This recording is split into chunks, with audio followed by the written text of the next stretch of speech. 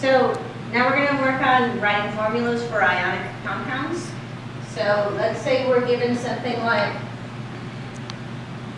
potassium chloride. We know this is an ionic compound because the first element is a metal. If the first element is a metal, or if it's ammonium ion, which doesn't contain any metals, but that is an ion as well. Okay. If it's either a metal or ammonium ion, you've got an ionic compound. You never want to use prefixes on ionic compounds. This is just potassium chloride. They've named the metal. They've changed the ending on the nonmetal to IDE and just put it together. So if we're writing the chemical formula, we're going to write the chemical symbol of potassium. We're going to write the chemical symbol of chlorine. And then what we need to do is we need to make sure that the charges add to 0. So looking for potassium on the periodic table, it's in group 1, an alkali metal. It's going to have a charge of +1 because it has one valence electron to give away. When it gives away that negatively charged electron, it has more protons than electrons, and so it's got that +1 charge. Chlorine's on the other side of the periodic table. It's a halogen right next to the noble gases. Halogens have 7 valence electrons. They want one more. Remember, everybody wants an octet. When they pick up that one negatively charged electron, it gives them a -1 charge. So if it's 1 in chemistry, they don't generally write 1. If you see a plus sign, that's +1. Negative sign means -1. We'll go ahead and write the ones there for clarity just while we're learning this. If these charges add to 0, then all you have to do is push the element symbols together. Okay? They're 1 to 1 because +1 and -1 equals 0. So this would be KCl. Remember that elements start with a capital letter, right? Here's potassium, capital K. Here's chlorine. It's got a capital C, but this is a lowercase l. It's very important. You're not going to write it like that. That would be 3 elements. This is 2 elements. Okay. So what if the charges don't add to 0? What if instead of chloride, what if it was potassium oxide? Okay. Here again, we're going to write our symbol for potassium, our symbol for oxygen. We're going to deal with those charges. Potassium is +1. Oxygen is 2 spaces away from the noble gases. It's got 6 valence electrons. It's going to pick up 2 more to get that octet. It'll give it a -2 charge. These charges do not add to 0.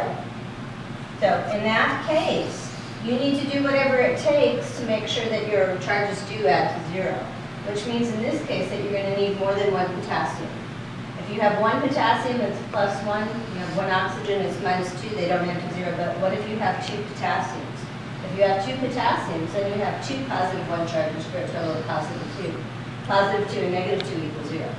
A simple way to do this: who makes you jump, jump? Crisscross will make you jump, jump. Okay. So take the absolute value of this charge, make it that subscript.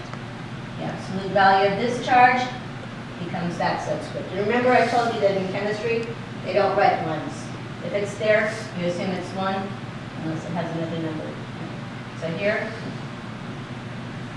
there's your potassium oxide, and the charge is balanced because you have 2 times +1. You have +2 and -2, and those add up to 0.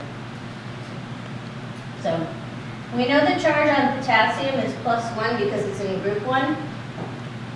There's some metals that have variable charges. We know that everything in group 1 is going to have a +1 charge. Everything in group 2 is going to have a +2 charge. We also know that aluminum will always be +3 as an ion. But the elements in the middle, the transition metals, have variable charges, and so you need to figure them out. Let's talk about iron oxide, iron 3 oxide. So if we have the name iron 3 oxide. Right. This does not mean, and I see a lot of this on test papers, a lot of people think that that means you have 3 irons and an oxygen. That's not right. Remember, it's about the charge. It's about balancing the charge. So write your chemical symbol for iron, chemical symbol for oxygen. What does 3 tells you is it's telling you the charge on your iron. So remember that we're writing the charges as superscripts. So iron +3 from the Roman numeral in parentheses. Oxygen again is going to be -2.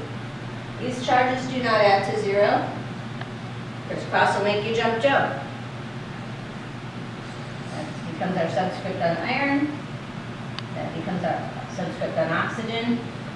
And so what we have is Fe2O3. Chemical formula for what you know as rust. And this works because if you have 2 times +3, that gives you +6 overall, right? If you have 3 times -2, that gives you -6. +6 and -6 add to 0, so you're in good shape.